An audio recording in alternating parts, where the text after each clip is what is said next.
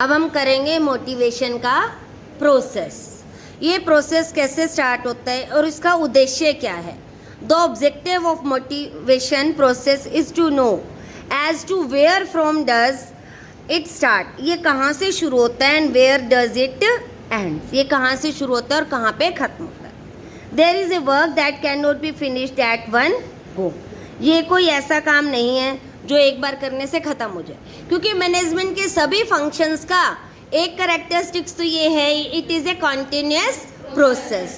तो जो ये मैनेजमेंट मोटिवेशन का प्रोसेस है ये भी एक तरह से क्योंकि एक नीड जब आपकी सेटिस्फाई हो जाती है तब आपकी दूसरी नीड अराइज हो जाती है। अगर आपको 10th के एग्ज़ाम के बाद स्मार्टफोन मिल चुका है और आपको कहा जाए कि 12th के पेपर दे ले, फिर एक और स्मार्टफोन दिलाएंगे, मुझे नहीं चाहिए, क्योंकि वो तुम्हारी नीड सेटिस्फाई हो चुकी है। नाउ आई वॉन्ट आईफोन या नाउ आई वॉन्ट लैपटॉप, तो आपकी आवश्यकता बढ़ जाती है ना। इसी तरह से ये कॉन्टिन्यूस नए नए मोटिवेटर हमें देने पड़ते हैं। It is a combination of various steps. Robbins and Coulter have presented the following need satisfying process. ये आपके रॉबिन्स एंड काउल्टर ने दिया है ये जो प्रोसेस है, उसमें ये क्या कहते हैं, पहले सबसे पहले अनसेटिस्फाइड नीड को हमें देखना पड़ता है। उससे एक एम्प्लॉय के अंदर टेंशन क्रिएट होती है। टेंशन को कैसे डिराइव किया जाता है, सर्च बिहेवियर से, कि उस व्यक्ति की असली आवश्यकता क्या है। अगर उसकी नीड को, आवश्यकता को सेटिस्फाई कर दिया जाएगा तो टेंशन की क्या हो जाएगी, रिडक्शन हो जाएगी और एफिशिएंसी बढ़ जाएगी।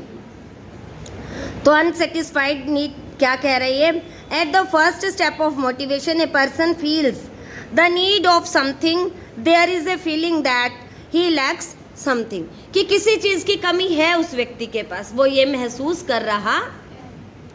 Tension, the person concern get tensed at a very idea of his need not being satisfied. तो वो टेंस हो जाएगा जब तक उसकी आवश्यकता को पूरा नहीं किया जाए। Derive signifies some sort of tumult in the mind of the person concerned। उसके दिमाग में जो सोच विचार चल रहे हैं कि क्या क्या आवश्यकता है इस व्यक्ति की, उसे ढूंढा जाता है। At this step the person concerned endeavors to fulfill his need। तो वो अपनी आवश्यकताओं को पूरा करने के लिए कुछ भी करने को तैयार हो जाता है। मतलब कि जैसे अब आपको पता है कि अब मुझे आईफोन मिल जाएगा, तो आप अपनी एफिशिएंसी से ज़्यादा मेहनत करना शुरू करोगे या नहीं। तो अपनी इस ज़रूरत को पूरा करने के लिए पूरी कंसर्न से मेहनत करता है। The fulfilment of need depends on the direction and intensity of derive. आवश्यकता की पूर्ति उसी बात पे निर्भर करती है कि हमने वास्तव में जो दिमाग में सोच विचार कर रहे थे, वास्तविक आवश्यकता को कैच आउट किया भी है या नहीं किया। Search behaviour at this step a person tries to discover different options to fulfil the his need. एक आवश्यकता को पूरा करने के लिए कई सारे सोर्सेज हो सकते हैं। He puts the best option into operation. यहाँ पे हमें बेस्ट ऑप्शन यूज करना चाहिए। इसके बाद हमारे पास need satisfied if the option really happens to be correct one.